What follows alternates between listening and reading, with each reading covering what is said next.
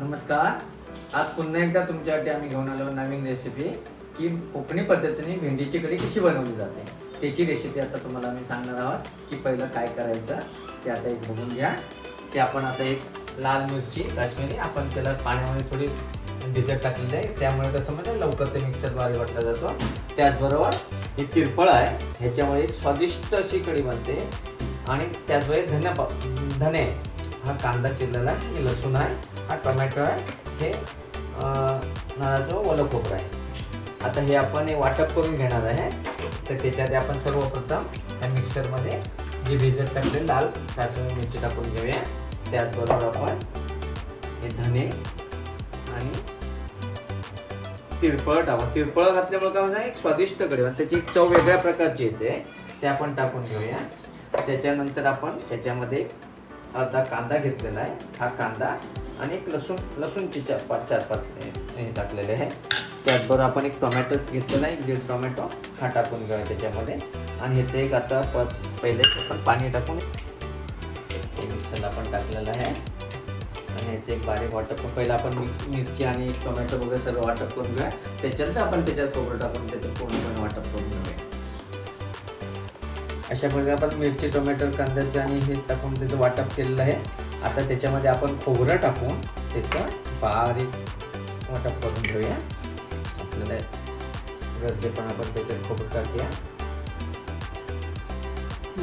अशा प्रकारे आपलं हे भेंडीचं वाटप तयार झालेलं आहे. आता आपण त्याला फोडणी देऊया. त्याच्यासाठी आपण गॅस पेटवून घेऊया.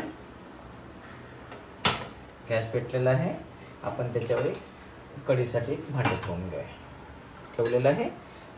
आता फोडणी देण्यासाठी आपण त्याच्यामध्ये एक तेल टाकून घेऊया. थोडंसं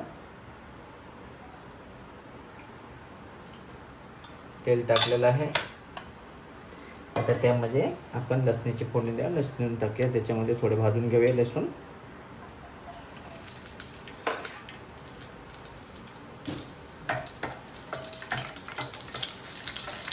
प्रकारचे झालेले लसूण आपण त्याच्यावर थोडा कांदा टाकूया फोडणीसाठी.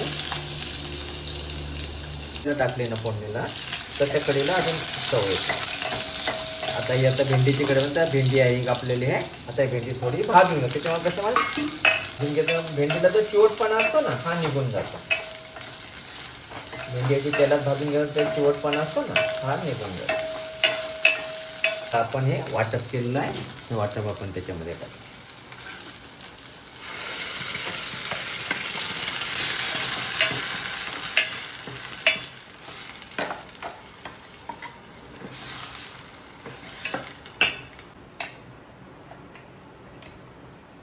थोडा कलर येतो, चविष्टपणा येतो. आपण त्याला आता मीठ टाकू. 1 चम्मचभर मीठ टाकूया. मीठ टाकून घेतलेलं आहे.